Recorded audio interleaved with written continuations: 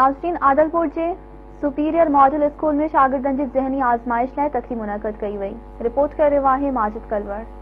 मौजूद आहियूं superior model school ऐं ससपा जे तावन सां आदलपुर शहर में मेगा टेस्ट जंहिंमें ज़हनी आज़माइश ॿारनि खां वरिती वई आहे, जंहिंमें आर्ट साइंस ऐं मुख़्तलिफ़ तक़रीबनि जे हवाले सां जंहिंमें छोकिरा दोस्तनि जेको आहे तक़रीबात कई आहे। छो त नाज़रीन मौजूद उस्तादनि ऐं शागिर्दनि ऐं जिन खे इनामात मिलिया आहिनि उनको पुछा कयूं त हिन तक़रीब हवाले सां छा चवणु आहे। जीअं त असां हमारा स्कूल में पढ़ंदा आहियूं, मुंहिंजो नालो दिया आहे ऐं असांजे अॼु जीअं प्रोजेक्ट जो स्टॉल लॻो आहे साइंस एग्ज़िबिशन जो आदलपुर में, असांखे इन्वाइटेड कयो वियो आहे ऐं हे असांजो प्रोजेक्ट ग्रीन हाउस कुझु माना हिकु पौधो आहे, हिक खे ग्रीन हाउस में रखूं था ऐं हिक खे असां सन जी लाइट में रखूं था।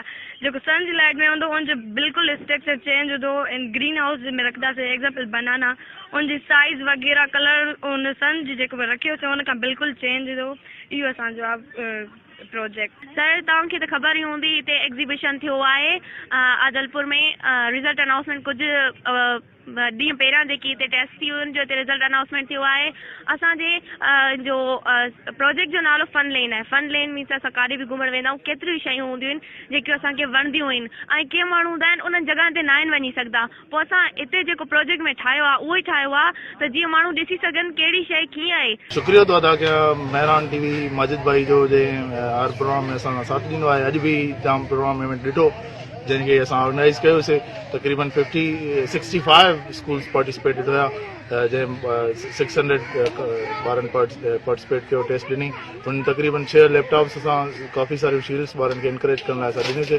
असांजो मक़सदु आहे तालीमी माहौल पैदा करणु ऐं ॿारनि में कॉम्पिटिशन पैदा करणु। इंशाल्लाह इन नेक मक़सद खे जारी ऐं सारी रखंदासीं। जंहिंजो सॼो क्रेडिट जेको आहे जेका ही नौजवान संगत आहे आदलपुर जी, स्पेशली सदाम कलवर, साईं आरिफ शाह ऐं ॿियनि दोस्तनि न वञी खपे।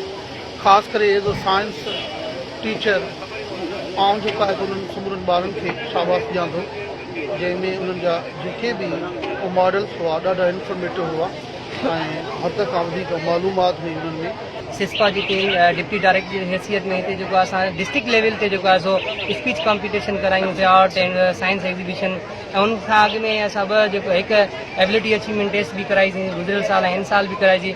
उन्हनि जा जेके मुख़्तलिफ़ इनामात आहिनि उहे बि डिस्ट्रीब्यूट थिया। असांजो जेको मक़सदु आहे फैसिलिटेट करणु आहे ग़रीब ॿारनि खे, ऐं जेको हिडन टैलेंट आहे उनखे जेको आहे सो ॿाहिरि कढणु आहे। सदाम हुसैन मूंखे इनवाइट कयो हुयो हिन प्रोग्राम में, ऐं ख़बर न हुई त कहिड़े प्रोग्राम में निहायती ख़ुशियात थींदी आहे। ॿार तमामु टैलेंटेड ॿार आहिनि, उन्हनि खे सिर्फ़ु महिनत जी ज़रूरत आहे। उस्ताद साहिबान जॾहिं महिनत कराइनि था त ॿार उन्हनि जो नतीजो ॾियनि था जेको आवाम ॾिठो असां बि ॾिठो थिए। ऐं मां सम्झां थो त असांजा ॿार जेके आहिनि थोरे हिन घुटी जे स्कूल में पढ़नि था, तॾहिं कंहिं बि वॾनि स्कूलनि जे ॿारनि खां कंहिं बि तरीक़े सां घटि न आहे।